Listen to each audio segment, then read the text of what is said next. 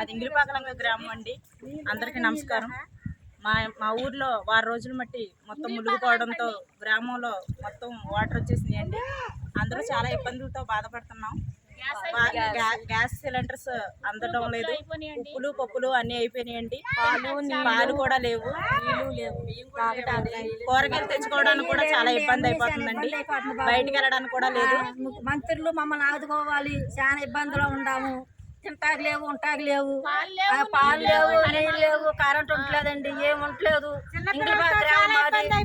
ఏం లేదండి, చాలా అదే బాధలో ఉన్నాము. మమ్మల్ని ఆదుకోండి, మమ్మల్ని ఆదుకోండి కోరుకుంటున్నామండి. పిల్లలు చూడండి, పిల్లలు ఎడుతున్నారు. కొట్టుకాడికి వెళ్తామన్నా దారి లేదండి. చిన్న పాపలు చిరుతిళ్ళు కావాలంటున్నారు, అవి కావాలంటున్నారు, ఇవి కావాలంటున్నారు. చాలా ఇబ్బంది పడిపోతున్నాము. మేము మమ్మల్ని ఆదుకోవాలండి.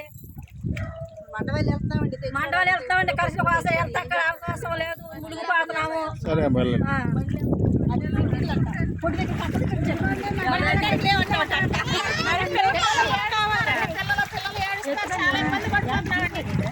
పిల్లవాడి తిండి కోసం మండవాళ్ళు తీసుకెళ్తున్నామండి.